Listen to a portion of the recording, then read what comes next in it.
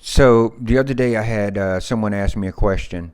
The question was what's the best way to get started using yoga as a spiritual practice, using yoga as something, using yoga as a tool in order to help them gain better awareness of themselves, um, more more in touch with their higher self. Okay, and they were asking me how can they use yoga as a spiritual practice, and so I told them there's three things. There's three things that you want uh, uh, to look at every single day that will help you cultivate yoga as a yoga as a spiritual practice. There's a lot of information out there, a lot of different things people talk about, but here are three things that you can do, three simple things that you can do that will help you get started with using yoga as a spiritual practice.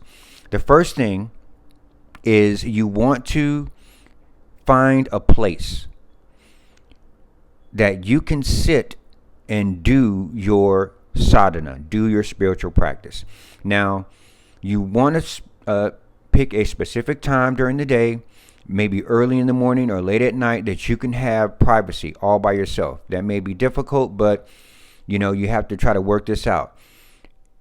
Carve out at least 30 minutes every day in order to do this practice, in order to do your sadhana. So that's the first thing. The second thing that you want to do is incorporate inside of your sadhana, you want to have some movement, some breath awareness, and some meditation. Okay?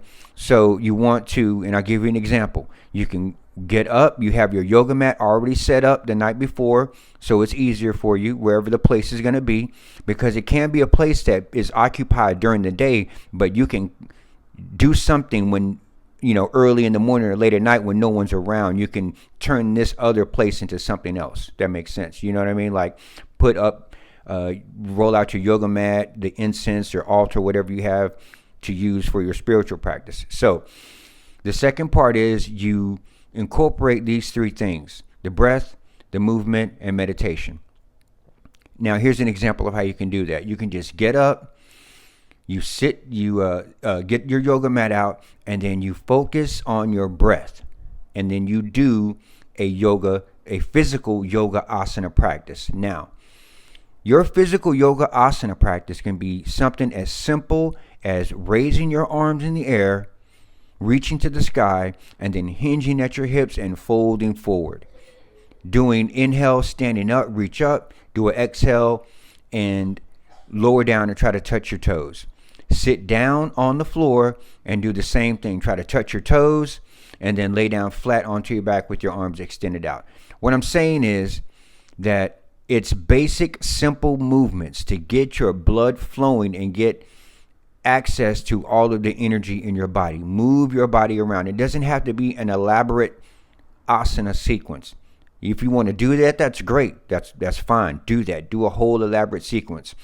What I recommend and what sometimes I do if I don't have a lot of time is just simple sun salutations. I do sun salutation A, sun salutation B. Sit down, do a few back bends, and then I'm finished with my practice, right? That's the yoga, the physical asana practice. Then you want to, during that, focus on your breath. That's pranayama. Pranayama, the definition, there's a lot of different interpretations of pranayama, but one of the main interpretations of pranayama is to let go of the breath. Okay? It's not to hold it back. It's not to keep it locked up and restricted. It's to open up and allow the breath to happen. That's pranayama, is to allow the energy to happen. It commonly gets defined as controlling, but it's actually letting go, releasing control, and letting the energy flow like it's supposed to. That's the true definition of pranayama. So breath work and the movement, we got those two things. The next thing is sitting down and meditating for a short period of time. 5 minutes, 10 minutes. I recommend starting with 10 minutes. When you're meditating, you're focusing on something. You're focusing either on a specific thing like a flower or a word like love or peace, or you have a mantra and you repeat that mantra. Now, the third and final thing is to look at the 8 limbs of yoga. You don't necessarily have to study and like memorize each one and know what each one is back and forth. No, I'm saying start a study on them. Look at them, read the definitions of them, see what they mean, and then every time you get up in the morning for maybe 4 or 5 minutes, you just glance over those 8 limbs. And more importantly, start with the first 2, yama and niyama. Look at those. So 3 steps in order to get yourself started by using the tool of yoga to tap into spiritualism. The first thing is to find a place where you can do it in the morning.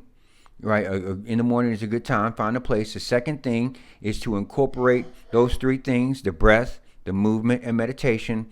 And the third thing is to look at